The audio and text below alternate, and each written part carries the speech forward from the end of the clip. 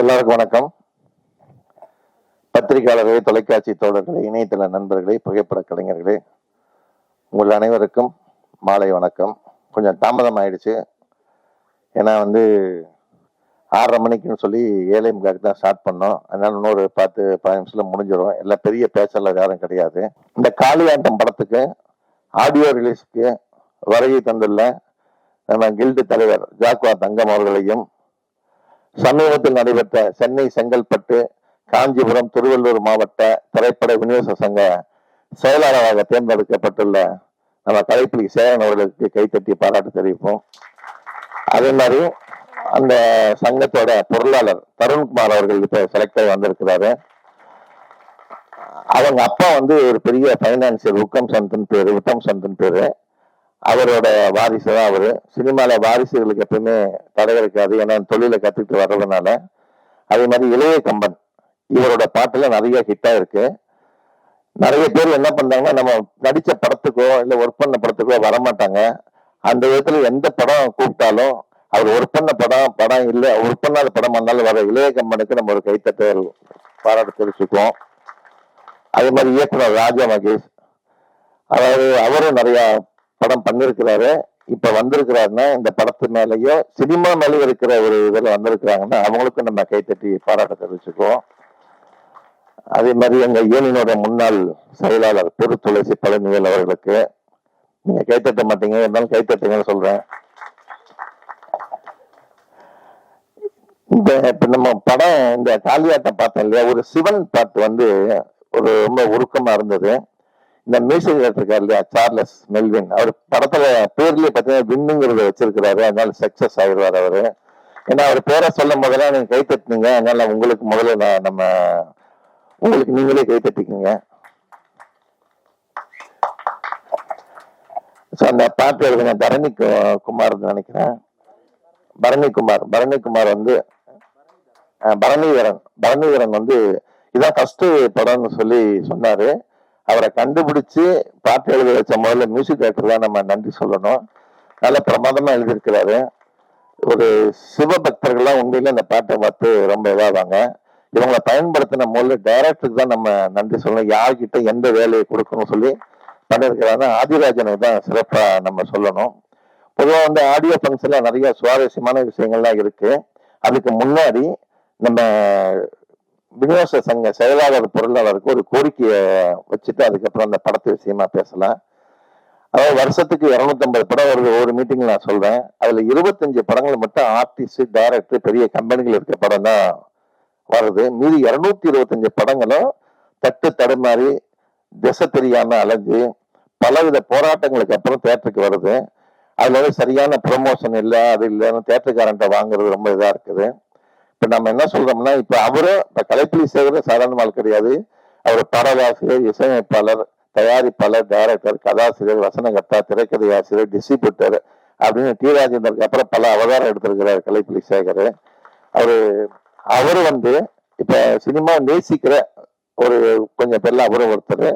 என்ன கோரிக்கைன்னா, இந்த சிறு முதலீட்டு படங்களுக்கு இடையில சில குரூப் உள்ள சேர்ந்துக்கிட்டு படம் தரோம், நாங்க தியேட்டர் போடுறோம் செய்யறோம்லாம் சொல்லிட்டு கொஞ்சம் வேற மாதிரி நடந்துட்டு இருக்கு. அதை நாங்க என்ன பண்றோம்னா உங்ககிட்ட சொல்றோம். நீங்க உங்க அசோசியேஷன்ல உங்களுக்கும் கிட்டத்தட்ட ஒரு 300-400 பேர் ஒவ்வொரு அசோசியேஷன்லயும் டிஸ்ட்ரிபியூட்டர்ஸ் இருக்காங்க, வேலை இல்லை.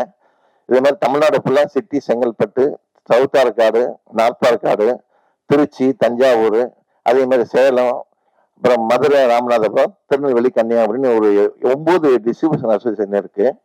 நீங்க லீட் பண்ணி இந்த மாதிரி படங்களுக்கு அந்த அசோசியேஷன் மூலமா இந்த மாதிரி படங்களை கொடுத்து அங்கிருந்து லோக்கல்ல தியேட்டர்ல போட்டு அதுக்காக நீங்க கொஞ்சம் உழைச்சி இந்த படங்களை காப்பாற்றணும் உங்ககிட்ட ஒரு வேண்டுகோள் வைக்கிறோம். ஏன்னா உங்க மெம்பருக்கும் அது ரொம்ப யூஸ்ஃபுல்லா இருக்கும். ஒவ்வொரு படத்துக்கும் ஒரு மெம்பரை கொடுங்க, நீங்க அவங்களுக்கு தொழில் பண்ண மாதிரி இருக்கும். ஏன்னா டிஸ்ட்ரிபியூஷனுங்கிற ஒரு தொழிலே நசுங்கி போச்சு. மறுபடியும் மக்கள் தியேட்டருக்கு தான் வர ஆரம்பிப்பாங்க. இது நிதர்சனமான உண்மை. எவ்வளவு நாளைக்கு தான் கண்ணு கட்டு போய் ஓடிடிலையும் டிவிலையும் பார்த்துட்டு இருப்பாங்க. என்டர்டைன்மெண்ட்டுங்கிறது வெளியில வரணும், 4 பேரை பார்க்கணும், தியேட்டருக்கு போகணும், பலதரப்பட்ட மக்களை பார்க்கறதா என்டர்டைன்மெண்ட். ஸோ பெரிய ஸ்கிரீன்ல பார்த்தா தான் படம் மாதிரி தெரியும், அது வருவாங்க. அதை நீங்க ஆரம்பிச்சு வைங்கன்னு இந்த காளியாட்டம் படம் மூலமா உங்ககிட்ட கோரிக்கை வச்சிடறோம். துணிஞ்சு கை தட்டினவங்க எல்லாருக்கும் நன்றி. அடுத்தது இந்த படத்தோட டைரக்டர் எப்பயுமே ஒரு சோகமாவே இருக்கிறார். நேரா பார்க்கும்போது கூட கவலைப்படாதீங்க, நீங்க நல்ல படம் எடுத்திருக்கிறீங்க, டெஃபினட்டா இந்த படம் உங்களுக்கு ஒரு ஒர்க் அவுட் ஆகும், நல்லா போகும். அதாவது அந்த கேரக்டராகவே வாழ்ந்துட்டு இருக்கிறான்னு அவரே அந்த படத்துல என்ன பார்த்தோமோ அப்படியே இருக்கிறாரு அவரு. நேரா பார்க்கும்போது கூட அநேகமா படம் ரிலீஸ்க்கு அப்புறம் தான் தாடி எடுப்பாருன்னு நினைக்கிறேன். நீங்க மனசை தளர விட்டுறாதீங்க. கலைப்புலி சேகர் ஒரு படத்துக்கு விளம்பரம் கொடுக்கும்போது 2 வாசகம் போட்டிருந்தாரு. ஒரு 25 வருஷத்துக்கு முன்னாடி நினைக்கிறேன். உங்கள் ஆசைகள் ஒரு நாள் ஈடேறும், அது பேராசையாக இல்லாதிருந்தால், உங்கள் லட்சியங்கள் ஒரு நாள் ஈடேறும், அதை நீங்கள் அலட்சியப்படுத்தாது இருந்தால்னு ஒரு வாசகம் சொன்னாரு. அதை இப்ப உங்களுக்கு சொல்றேன் நானு. ஏன்னா நீங்க ஒரு காரியத்துல இறங்கின பிறகு யோசிக்க கூடாது. இறங்குறதுக்கு முன்னாடி நிறைய தடவை யோசிக்கலாம், இறங்கிட்டு யோசிக்க கூடாது. நீங்க ஒரு நல்ல ஆரோக்கியமான படம் பண்ணுவீங்க, டெஃபினட்டா சக்சஸ் ஆகும். ஸோ இது ஒரு பக்கம் இருக்கட்டும். இன்னொரு சின்ன விஷயத்தை மட்டும் சொல்லிக்கிறேன். ஏன்னா மியூசிக் டைரக்டர்ல இருக்கிறதுனால கம்போசிங்னு ஒன்று இருக்கும். இது எத்தனை பேருக்கு தெரியும் தெரியல. கம்போசிங்ல மியூசிக் டைரக்டர் உட்காந்துருப்பாரு, தபேலஸ் இருப்பாரு, கிட்டார் வாசிக்க இருப்பாங்க, கவிஞர் உட்காந்துருப்பாங்க. மியூசிக் டைரக்டர் டியூன் போடும்போது பாட்டு எழுதுவாங்க, அந்த டியூனுக்கு அந்த மாதிரி பாட்டு எழுதுவாங்க. அது மாதிரி ஒரு படத்துக்கு MS விஸ்வநாதன், வாலி உட்காந்து எழுத ஆரம்பிக்கிறாங்க. அப்ப எழுத ஆரம்பிக்கும் போது எம்ஜிஆர் நடிக்கிற படம் அது. அவர் வந்திருக்கிறாரு. அந்த இடத்துல பேசிட்டு இருக்கும் போது சின்ன ஒரு பிரச்சனை ஆகி போகுது வாலி சாருக்கும் எம்ஜிஆருக்கும். அப்ப என்ன சொல்றாருன்னா, கோவத்துல என் படத்துல உன் பேரே வராது, நான் போட மாட்டேன்ட்டு எந்திரிச்சு போயிட்டாரு. அதுக்கப்புறம் MS விஸ்வநாதனும் என்ன இப்படி பண்ணிட்டீங்களே கவிஞரே அப்படின்னு சொன்னோன்னே, என் பேர் இல்லாம இந்த படமே வராதியா அப்படின்ட்டாரு வாலி சாரு. மறுபடியும் எம்ஜிஆர் வர்றாரு. வந்தோடனே இது மாதிரி சொல்றாருன்னு சொல்லிட்டாங்க. எப்படி உன் பேர் இல்லாம இந்த படம் வரும்னாரு. படத்துல என் பேரே இல்லாம உங்க படமே வராது அப்படின்னாரு. மறுபடியும் சொல்லுன்னாரு. படத்தோட பேர் என்ன? உலகம் சுற்றும் வாலிபன். அந்த வாலிபன்ல என் பேர் இருக்குது, என் பேர் எடுத்துட்டு உலகம் சுற்றும் பண்ணுன்னாரு அப்படின்னாரு. உடனே எம்ஜிஆர் சிரிச்சுட்டாரு. ஸோ மறுபடியும் அந்த ராசி ஆகிட்டாங்க. மறுபடியும் அதுக்கப்புறம் நிறைய சூப்பர் ஹிட் பாட்டு எழுதுனாங்க. ஸோ இந்த மாதிரி நிறைய கம்போசிங்லாம் நிறைய இருக்கு. அதே வாலி சாரு ஒரு புது டைரக்டர் கிட்ட ஒர்க் பண்ணும்போது அந்த டைரக்டர் என்ன பண்ணிட்டாரு, சாங்கு வாலி சார் எழுதி கொடுக்குறாரு. SP வெங்கடேஷ் தான் அதுக்கு மியூசிக் டைரக்டர். அந்த டியூனுக்கு எழுதி கொடுத்துட்டாரு. சாங்கு பாக்குறாரு. டைரக்டர் பார்த்துட்டு, சார் 4வது லைன்ல இந்த வார்த்தை எடுத்துருங்க, 12வது லைன்ல இந்த வார்த்தை வேணாம் சார் அப்படின்னு அவர் சொல்லிக்கிட்டே இருந்தாரு. அவர் எப்பவுமே வாலி சார் இந்த வெத்தலை பாக்கு ராஜாஜி புயல போடுவார், போட்டு மென்னு துப்பிட்டு வந்தாரு. உட்காந்துட்டு வாங்க டைரக்டர்னு உட்கார வச்சாரு. உட்கார வச்சுட்டு, நீ என்ன தமிழ் வாத்தியாரான்னு கேட்டார். எடுத்தோடனே, இந்த பாட்டு எழுதி கொடுத்துருக்கேன், நீங்க காசு தரீங்க, இந்த பாட்டு நல்லா இல்லைன்னா நல்லா இல்லைன்னு சொல்லிருங்க, நான் வேற எழுதி தரேன், 100 எழுதி தரேன். அதை விட்டுட்டு எனக்கு வார்த்தையை திருத்தது வேலை கிடையாது அப்படின்னாரு. இல்ல கவிஞரே அப்படி இப்படின்னாரு. இல்ல இந்த பல்லவி நல்லா இல்ல, இந்த சரணம் நல்லா இல்ல, நீங்க எழுதுனதே கதைக்கு ஒட்டலன்னு சொல்லுங்க, நான் எழுதி தரேன் அப்படின்னாரு. அதனால அதுக்கப்புறம் இந்த படத்துல நான் பாட்டு எழுத மாட்டேன்ட்டு போயிட்டாரு. ஸோ அதுக்கப்புறம் வேற கவிஞரை வச்சு எழுதுனாங்க. எதுக்கு சொல்ல வரேன்னா, எவ்வளவு பேர் ஏன் கவிஞர்கள்லாம் சமாளிக்கணும் மியூசிக் டைரக்டரோட வேலை. ஏன்னா பக்குவமா சொல்லணும். தேவா சார் எடுத்துட்டீங்கன்னா அது ஒரு டைப்பா இருக்கும், ஜாலியா இருக்கும். தேவா சார்லாம் அவர் ஆரம்பி பெட்டி வச்சு வாசிக்கும் போது டைரக்டர் அப்படியே அந்த கண்ணாடி வழியா பார்ப்பாரு. அவர் கொஞ்சம் தலையாட்டினா அதில் பிக்கப் பண்ணிடுவாரு. இல்லைன்னா மறுபடியும் கொஞ்சம் சரி அடுத்த டீம் போலாம், எனக்கே பிடிக்கலன்றாரு. சுவாரஸ்யமான விஷயங்கள்லாம் அதுல நிறைய நடக்கும். இந்த மாதிரி படங்கள் காளியாட்டம் படம். ஏன்னா நான் எதுக்கு இவ்வளவு தூரம் சொல்றேன்னா, சும்மா நான் இதையே பேசிட்டு இருக்கேன், பல விஷயங்கள் உங்களுக்கு சொல்றேன். இந்த காளியாட்டம் படம் மாதிரி படங்கள் ரிலீஸ் ஆகி தியேட்டர்ல நல்லா ஓடினாதான் இதை பார்த்துட்டு இன்னொரு புது ப்ரொடியூசர்ஸ் எல்லாம் படம் எடுக்க வருவாங்க. ஸோ அதனால இந்த படங்களை ஓட வைக்க வேண்டியது உங்ககிட்ட தான் இருக்கு. உங்களுக்கு தேவைப்பட்ட ரேட்டில் நீங்க பார்க்கலாம். நான் அதையும் உங்ககிட்ட சொல்றேன். இந்த டிஸ்ட்ரிபியூட்டர் சேகர் சாருக்கு வைக்கிற கோரிக்கை என்னன்னா, எல்லா படத்துக்கும் ஒரே மாதிரி டிக்கெட் ரேட்டு வைக்காதீங்க. சிறு முதலீட்டு படங்களுக்குன்னு ஒரு ஷோ டைம் ஃபிக்ஸ் பண்ணிட்டீங்கன்னா, இப்போ ஒரு காலையில நூன் ஷோ அப்படின்னா இதுல சின்ன படங்கள் தான் ஒரு மென்டலி செட் ஆகிட்டாங்கன்னா அதுக்கு ரேட்டை ஃபிக்ஸ் பண்ணிருங்க. நீங்க கம்மியான ரேட்ல கூட பண்ணுங்க, நீங்க தப்பு கிடையாது. அதாவது பெரிய ஆர்டிஸ்ட் படம், கமர்ஷியல் ஹீரோக்கள் படங்களும் 200 ரூபா, சின்ன முதலீட்டு படங்களும் 200 ரூபான்னா பாக்குறது கொஞ்சம் தயக்கமா தான் இருக்கும். ஸோ அந்த இதை மட்டும் நீங்க பேஸ் அடிமட்டத்துல இருந்து கை வச்சீங்கன்னா சின்ன படங்களை வாழ வைக்கலாங்கிறத சொல்லி இந்த படம் மிகப்பெரிய வெற்றியடைய எல்லாம் அல்ல இறைவனை வேண்டி விடைபெறுகிறேன். நன்றி, வணக்கம். வந்திருக்கும் அனைவருக்கும் வணக்கம். மேடையில் அமர்ந்திருக்கும் பெரியவர்களுக்கும் பத்திரிகை நிருபர்களுக்கும் தொலைக்காட்சி தோழர்களுக்கும் என் உயிருக்கு நிகரான தமிழ் பெருங்குடி மக்களுக்கும் கரம் கூப்பி சிரம் தாழ்த்தி நன்றி கலந்த வணக்கத்திற்கு பெருமை அடைகிறேன். காளியாட்டம் சார், ஒரு கை தட்டுங்க சார் எல்லாருமே. சரிங்க சார், நல்லா நல்லா படம் எடுத்துறீங்க, நல்லா நடிச்சிருக்கீங்க. ஏன் சார் இதா இருக்கீங்க? ஓ, அந்த ஸ்டைலா? ஓகே, சரிங்க, மனசுக்குள்ள சரிங்க. சிரிச்சாதான் வாழ்க்கையில எப்போதும் சந்தோஷம். ஏன்னா முரளி நான் கேட்டுதானே, அதான் அது சிரிச்சுக்கிட்டே இருக்கணும். எங்களுக்குலாம் நிறைய கஷ்டம் இருக்கும், ஆனால் சிரிச்சுக்கிட்டே தான் இருக்கும். சரிங்க, படம் வெற்றி பெறும். நல்லா பண்ணியிருக்கீங்க சார். காளி ஆட்டம் ஆரம்பிச்சிருச்சு. நீங்க தொடங்க ஆரம்பிச்சிட்டீங்க. நீங்க பெரிய வெற்றி அடைகிறதுக்கு மனமார்ந்த எல்லாரும் வாழ்த்துறாங்க உங்களை. எல்லாம் பெரிய பெரிய ஜாம்பவான்கள் வந்திருக்காங்க, எல்லாருமே உங்களை வாழ்த்துறாங்க. நிச்சயமா உங்க படம் காளியாட்டம் மிகப்பெரிய வெற்றி படமா அமையும். அதே மாதிரி மியூசிக் டைரக்டர் மிக அற்புதமா போட்டிருக்காரு, மிக மிக அற்புதமா இருக்கு. நாளைக்கு வருங்காலத்துல மிகப்பெரிய ஒரு மியூசிக் டைரக்டர் அவர் வருவார், அதுல எந்த மாற்று கருத்தும் கிடையாது. அதே மாதிரி அதில் நடிச்சிருக்க அந்த ஒரு ஹீரோ சத்யா, அவரு சிம்பு படம் நிறைய பார்த்துருக்காரு. டான்ஸ் மூமெண்ட்லாம் அப்படியே சிம்பு மாதிரி அடிச்சு ஆடினாரு. ஏன்னா அவர் கேரக்டர் ஒரு போலீஸ் அதிகாரி, ரஃபா வந்துகிட்டு இருக்காரு. திடீர்னு பார்த்தா அந்த பொண்ணை பார்த்தோன்னு போய் ஆடுறாரு. நான் நினைச்சேன், என்னடா இது எப்படி இந்த இதுல சீன்ல ஒட்டலையே அப்படின்னு நினைச்சேன்.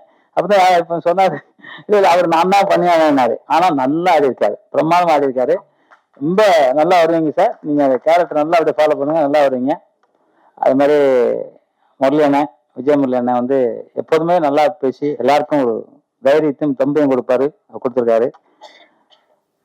கலைப்புலி சேகரன் அண்ணன் அவர்கள் வந்து இன்னைக்கு மீண்டும் ஜெயிச்சு வந்திருக்காங்க. அண்ணன் ரிக்வஸ்ட் பண்ணாரு, அதே மாதிரி தான் நானும் கேட்குறேன் அண்ணன்கிட்ட. டிஸ்ட்ரிபியூட்டர்னு சொல்லி சில காலி பசங்க சின்ன தயாரிப்பட ஏமாத்தி கொள்ளடிச்சுக்கிட்டு இருக்காங்க. அதுக்கு ஒரு முடிவு கட்டுங்க. உங்க இதுல முடிவு கட்டலன்னா முடியவே முடியாது. ஏன்னா உங்க இதுல கூட மெம்பர் ஆயிடுவாங்க. மெம்பர் ஆகிட்டு படம் எடுக்கிறவங்க ஏமாத்தி ஒண்ணுமே இருக்காது. அதாவது அக்ரிமெண்ட் போடுவானுங்க, போட்டு படத்தை எல்லாம் ஏ டு செட் வித்துருவாங்க. இவங்களுக்கு சொல்லவே மாட்டாங்க, படம் ரிலீஸ் பண்ணதே அவங்களுக்கு தெரியாது. பார்த்தா ஒரு பைசா கூட கொடுக்க மாட்டாங்க. எங்கிட்ட அது அப்படி ஒரு 100 கம்ப்ளைண்ட் இருக்கு ஒருத்தர் மேலே. அவர் கேட்டா ஜட்ஜி கிட்ட சொன்னா எங்க சங்கத்துல அப்படி ஒரு பேலா ரெடி பண்ணிருக்கோம் அப்படின்னாரு. ஜட்ஜி கேட்டா அந்த பேலா எடுத்துருவா அப்படின்னாரு. இன்னைக்கு வரைக்கும் கொண்டு வரல. அது உண்மையில கலைப்புலி சேகரன்னா அண்ணன் அவர்களுக்கு வேண்டுகோள். இந்த மாதிரி இப்ப எங்க இதுல கூட அந்த பொய்யா படம் எடுக்கிறேன்னு சொல்லி ஏமாத்திட்டு இருக்காங்க. அவங்களாம் நான் தூக்க போறேன், ரொம்ப தூக்குறேன். ஆனா படம் எடுக்கிறேன்னு சொல்லிட்டு அடுத்தவங்க படத்தை ஆட்டை போடுறான். இன்னைக்கு கூட ஒரு பேப்பர்ல போட்டிருக்காங்க, படம் எடுக்கிறேன்னு சொல்லிட்டு லேடிஸை கூப்பிட்டு 7 பவுனு 10 பவுனு 15 பவுனு ஆட்டை போட்டுருக்கான் ஒருத்தன். அது மாதிரி இருக்குது. அதனால நம்ம இது சினிமாவை காப்பாற்றணும். இன்னைக்கு வேற எல்லா இடத்துலயும் நல்லா இருக்கு. தமிழ்ல மட்டும் இன்னைக்கு வந்து சினிமா வந்து ரிலீஸ் ஆகிறதுக்கு ரொம்ப கஷ்டப்படுது. நீங்க உண்மையிலே வந்திருக்கீங்க. அவரு பொருளாளர்கள் சொன்னாங்க, பொருளாளருக்கு உண்மையிலே கை தட்டலாம். ஏன்னா வந்து மனசார சொன்னாரு, அவங்க அப்பாவே அள்ளி கொடுக்குறவரு. அவரும் அதே மாதிரி சொன்னாரு, படத்தை ரிலீஸ் பண்ணி தரோம் இந்த வாங்க அப்படின்னாரு. சத்தியமா நீங்க நல்லா வருவீங்க சார், எல்லாருமே நல்லா பண்ணணும். ஏன்னா இந்த மாதிரி யாரும் சொல்லவே மாட்டாங்க. அந்த வார்த்தை சொல்லியிருக்கீங்க. திரையுலகத்துக்கு அதான் சார் தேவை. பண்றீங்களோ பண்ணலையோ நம்பிக்கை.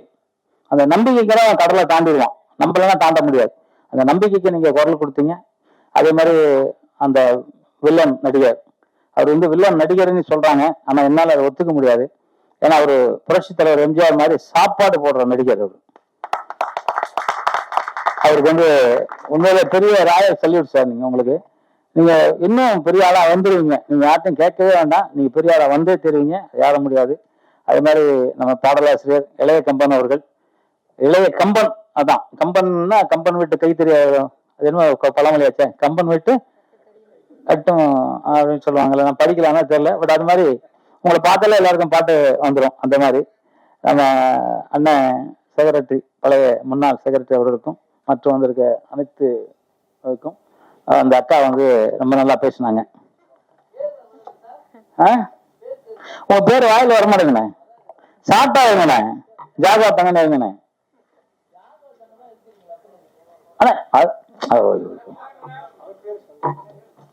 ஓகே, இப்போ இன்னைக்கு வந்து ஆசிரியர் தினம் இல்லையா? ஆசிரியர் தினம் தானே?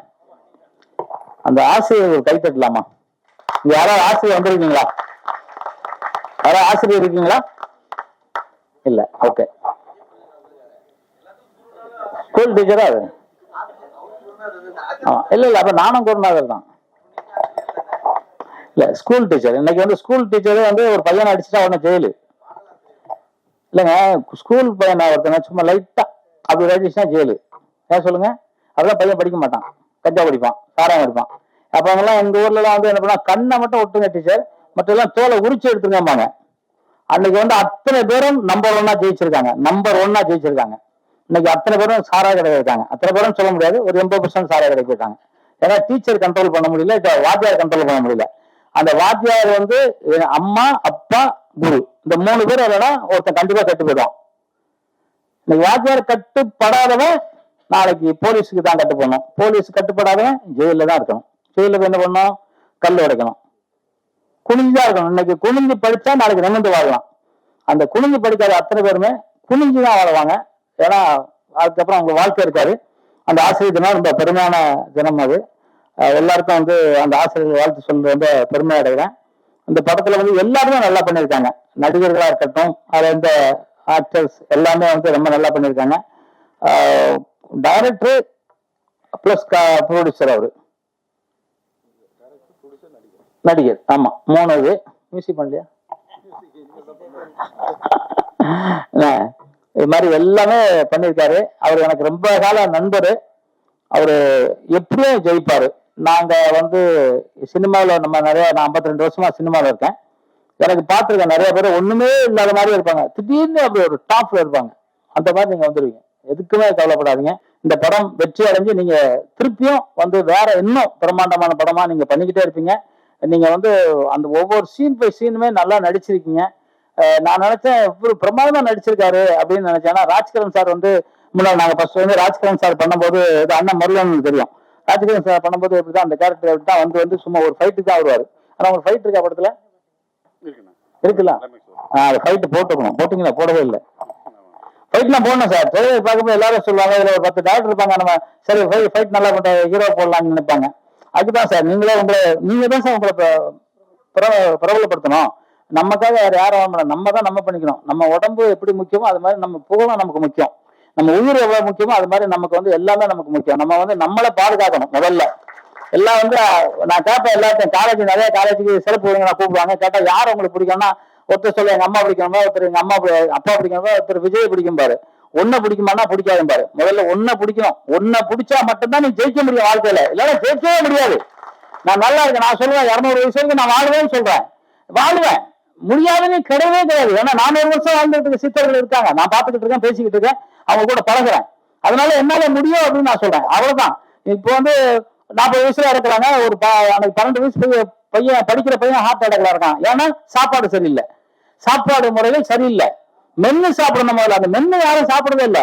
வாய்க்குள்ள போட்டா வாய்க்குள்ள வயிற்றுக்குள்ள இருக்கு மிஷினு. பல்லு எதுக்கு கொடுத்துருக்காங்க? அந்த பல்லு மென்னு ஏதாவது ஒரு மிருகம் வந்து இது மாதிரி இடையில ஹார்ட் அட்டாக் செத்துருக்கா? ஒண்ணுமே கிடையாது. இயற்கை மரணம், அது இயற்கையா நடக்கும். நம்ம வந்து செயற்கை மரணம். அதனால எல்லாருமே வந்து தன்னை விரும்புங்க, உங்களை விரும்புங்க. உங்களை நீங்க விரும்பலன்னா உலகத்துல எவருமே விரும்ப மாட்டான். நீங்க உங்களை விரும்பினா மட்டும்தான் உலகத்துல எல்லாரும் உங்களை விரும்புவாங்க. அந்த விருப்பம் எல்லாருக்கும் இருக்கணும். நம்ம ஆதிராஜன் ஆதிராஜா முதற்கொண்டு சொல்றேன், அவர் விரும்பும். ஏன்னா வந்து நான் வந்து ரசிச்சேன் அவரை. ஏன்னா நான் ஒரு கிட்டத்தட்ட ஒரு 2000 படம் ஃபைட் மாஸ்டராகவும் 4000 படத்துக்கு மேல ஸ்டண்ட் நடிகராகவும் டூப் நடிகராகவும் நடிச்சிருக்கேன். 52 வருஷமா சினிமாவில் இருக்கேன். நான் 72 வயசுல இப்போ ஒரு படம் நான் ஹீரோவா நடிக்கிறேன். ஏன் நடிக்கிறேன்னா என்னால முடியுங்கிறதுக்காக நடிக்கிறேன். உங்களால முடியுங்கிறத நீங்க நம்புங்க. முடியும்னா எல்லாராலையும் முடியும். ஏன்னா சார்லஸ் பிளாட்டானே வைப்பேன். என்னன்னா முதல்ல கருத்து நான் வருதுனே 80 வயசுல ஹீரோ நடிச்சாரு. அதாவது 80 வயசு ஹீரோ நடிச்சுக்கிட்டே இருப்பாரு. ஏன்னா அவருக்கு தான் நிறைய தெரியும். அவர் தான் இந்த சினிமா உலகத்துல வந்து ஒரு பெரிய களஞ்சியம், பெருந்துளசிகள் அந்த மாதிரி அவரு ஒரு களஞ்சியம். ஆனா பேர் தெரியாதுன்னு சொல்லிட்டாருல, திடீர்னு அந்த சந்தல் போய் விட்டேன். அதுவும் தப்பா சொல்லிட்டேனாப்பா, கடைதான் சார். Okay okay. என்னடா என்ன இல்ல இல்ல இல்ல, அது அப்போ சொல்லும் போது அப்படியே நினைச்சேன். சரி அண்ணன் ஒரு கிண்டல் பண்ணலான்னு பார்த்தேன், வேற ஒண்ணும் இல்லை. நம்ம அண்ணன் வேற யாரும் கேட்ட, நம்ம தான் கிண்டல் பண்ணோம். என்ன நான் கேட்டேன்னா பெருசு நான் கேட்டேன். ஓகேண்ணா சூப்பர்ண்ணா. இந்த படம் காளியாட்டம், காளி மாதிரி பிரம்மாண்டமா ஆடி எல்லா திரையரங்குகளையும் வெற்றிகரமா ஓடணும்னு எல்லாம் பல்லுகிறவனை வேண்டிக்கிறேன். அதே மாதிரி நம்ம சேகரண்ணன், கலைப்புலி சேகரண்ணன் வந்து இப்ப புதுசா வந்திருக்காங்க. நிச்சயமா அவரு பொருளை சொன்னாரு, நாங்க படங்கள்லாம் பிசினஸ் பண்ணி தரோம், தியேட்டர் பண்ணி தரோம் அப்படின்னு சொன்னாங்க. இப்போ உங்ககிட்ட இருக்க வேண்டுகோள், நீங்க இந்த மாதிரி சின்ன படங்களுக்கு நிச்சயமா நீங்க பண்ணி கொடுங்க. உங்களுக்கு நாங்க எப்பவும் உறுதுணையா உங்களுக்கு உங்க பின்னாடி நாங்க தயாரிப்பாளர் அத்தனை பேர் உங்க பின்னாடி நிற்போம். ஏன்னா எவ்வளவு கஷ்டப்பட்டு படம் எடுத்திருக்காங்க, எவ்வளவு அவங்களுக்கு கஷ்டம், மன கஷ்டம், சொத்து எல்லாமே விட்டுதான் அவங்க படம் எடுத்திருப்பாங்க. எல்லாருமே அப்படித்தான் எடுக்கிறோம். அந்த இதுக்கு வந்து ஒரு நம்பிக்கை நட்சத்திரமா கலைப்புலி சேகரனும் அந்த பொருளாளர் சொன்னது எனக்கு உண்மையில ரொம்ப சந்தோஷமா இருந்துச்சு. நானும் எவ்வளவு கஷ்டப்பட்டு பிசினஸ் பண்றத பார்ப்பேன். எங்க சங்கத்துல ஒரு 10 பேர் இருக்காங்க. அந்த நண்டு மாதிரி தயாரிப்பாளர் சாவடிக்கணும்னு 10 பேர் இருக்காங்க. அடுத்த வாட்டி ஜெயிச்சு வந்தோன்னா மொத்தம் தூக்குறது அவங்களதான் இருப்பேன். மெம்பர்ஷிப் தூக்குறதா தான் இருக்கும். ஏன்னா ஏமாத்தி ப்ரொடியூசர்லாம் அழ வைக்கிறானுங்க. அவன் சாப்பிடுறதுக்காக பல லட்சக்கணக்கான பேரை சாவடிக்கிறானுங்க. அவனுக்கெல்லாம் நீங்க தூக்கணும். உங்களுக்கு நான் வந்து நேரடியாக அதை கடிதமாவே தரேன். அந்த மாதிரி ஆட்களை, இந்த மீடியேட்டரா இருக்கிறவங்கள, தகுதி இல்லாதவங்கள முதல்ல நீங்க தூக்கணும் அப்படிங்கிறது இந்த வேண்டுகோள் வச்சு இந்த படம் வெற்றி பெறணும்னு மனமாற வேண்டிக்கிட்டு, எப்பவும் அம்மாவை அப்பாவை நீங்க வணங்குங்க. தாயை வணங்காதவன் ஒருத்தனும் ஜெயிச்சதா சரித்திரமே கிடையாது. புரட்சித் தலைவர் எம்ஜிஆர் அவர்கள் சொன்னது. நான் அவங்க அம்மா வந்து அப்படி வணங்குவாரு. அதனாலதான் அவர் அந்த பெரிய உச்சத்துக்கு போய் இன்னைக்கு வரைக்கும் புரட்சித் தலைவர் எம்ஜிஆர் நம்ம நினைக்காத நாளே கிடையாது. அந்த மாதிரி நீங்க தாயை வணங்க. உலகத்திலேயே பெண் இனம் பெரிய இனம். அந்த வந்து ஏதோ ஒரு நாய் டாக்டரை வந்து கற்பழிச்சு எப்படி கொண்டிருக்கான் பாருங்க. அவனெல்லாம் வந்து அங்கங்க வெட்டி துண்டு துண்டா போட்டுறணும். அதாவது உயிர் இருக்கணும், செத்துருக்க சாவே கூடாது, அனுபவிச்சு சாகணும். இந்த ஒரு கேவலம் ஒரு சிற்றின்பத்துக்காக ஒரு பெண் ஒரு தாயை கொன்ன அவனுங்களை கடுமையா வந்து தண்டிக்கணும். யாரா இருந்தாலும் சரி, எவனா இருந்தாலும் சரி, கடுமையா தண்டிக்கணும். அந்த மாதிரி ஒரு தாயை வந்து வணங்கணும். தாயை வணங்காதவன் என்னைக்கும் வாழ்க்கையில ஜெயிக்கவே முடியாது. அதே மாதிரி தந்தை வந்து தாய் வந்து பூமாதேவினா தந்தை வானம். இந்த ரெண்டும் இணைஞ்சாதான் நீர், நிலம், நெருப்பு, காற்று, ஆகாயம், இந்த ஐம்பூதங்களும் இருந்தா மட்டும்தான் மனுஷன் உயிர் வாழ முடியும். அந்த 2 தெய்வங்களும் இருந்தா தான் உயிர் வாழ முடியும். அந்த 2 தெய்வத்தையும் எப்போது வணங்குங்க. அம்மா சாப்பிட்டீங்களான்னு கேளுங்க. இதை பார்க்கிற நேயர்களும் சரி, எல்லாரும் சரி, அம்மா சாப்பிட்டீங்களா ஒரு வார்த்தை கேட்டீங்கன்னா அந்த அம்மா வந்து உலகத்திலே பெரிய சந்தோஷப்படுவாங்க. அப்பா சாப்பிட்டீங்களான்னு கேளுங்க. யாருமே கேட்கறது இல்ல. செல்போனை தூக்கி தனி ரூம்ல வச்சு படுத்திருக்காங்க. செல்போனுங்கிறது ஒரு விஷம். சாராயத்தை விட மிகப்பெரிய விஷம் செல்போன். நமக்கு தேவையானதை மட்டும்தான் யூஸ் பண்ணிக்கணும். எல்லா கடையிலும் மெடிக்கல்ல விஷம் இருக்கு. எல்லாரும் விஷத்தை வாங்கி குடிக்கவே இல்லை. ஆனா அந்த மாதிரி இது நமக்கு தேவைப்படும் போது யூஸ் பண்ணிக்கணும். தேவைப்படும் தூக்கி தூர போட்டணும். 90% பொய்யும் 10% உண்மையா இருக்கும். அந்த உண்மையை நம்ம எடுக்கிறதா பொய்யா நம்ம இருக்கு. ஏன்னா பொய் தான் ரொம்ப வேகமா வேலை செய்யும், உண்மை ரொம்ப லேட்டா தான் வேலை செய்யும். அதனால செல்போனை நீங்க தேவைப்பட்ட மட்டும் யூஸ் பண்ணிக்கிட்டு நம்ம இந்தியனா பிறந்திருக்கிறதுக்கு ரொம்ப கொடுத்து வச்சிடணும். இந்தியாவில வந்து ஏன்னா இந்தியா தான் தெய்வீக நாடு. உலகத்துல இந்தியா மட்டும் தான் தெய்வீக நாடு. அந்த இந்தியானா பிறந்ததும் குறிப்பா தமிழனா பிறந்ததற்கு வரம் இருந்தா மட்டும்தான். தவம் செஞ்சிருந்தவனா தமிழனா பிறப்பான். அந்த தமிழனா பிறந்ததுக்கு நான் ரொம்ப சந்தோஷப்படுறேன். தமிழ் வாழ்க, தமிழ் வெல்க, தமிழன் வென்றே திருவான். நன்றி, ஜெய்ஹிந்த்.